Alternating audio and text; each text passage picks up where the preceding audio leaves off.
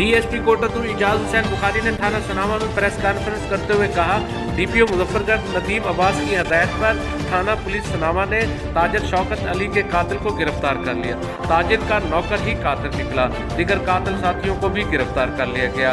मुल्ज़मान से लैपटॉप, आला कत्ल, नकद रकम और मकतूल का मोबाइल फोन भी बरामद कर लिया गया। DSP कोटद्दू एजाज हुसैन बुखारी ने मजीद कहा, DPO मुजफ्फरगढ़ नदीम अब्बास ने मुजफ्फरगढ़ में तैनात होते ही संगीन मुकदमात को ट्रेस करने के लिए इक़दाम किए थे। अहम तरीन मुकदमात की लिस्ट में ये मुकदमा भी ज़ेर बहस रहा। उन्होंने कहा, फैसलाबाद के रिहायशी मुल्ज़मान अमीर खान और मोहम्मद बिलाल ने पैसों की खातिर ताजिर को नाहक कत्ल किया। मुल्ज़मान की गिरफ्तारी के लिए स्पेशल टीम ने मुख्तलिफ इलाकों में कामयाब छापे मारे और मुल्ज़मान को गिरफ्तार करने में कामयाब रही। सनामा पुलिस की बेहतरीन कारकर्दगी पर जहां DPO मुजफ्फरगढ़ ने पुलिस टीम को नकद इनामात और तारीफी असनाद देने का ऐलान किया, वहां अवामी आवाज़ समाजी हलकों ने भी खराज तहसीन पेश करते हुए मुबारकबाद दी।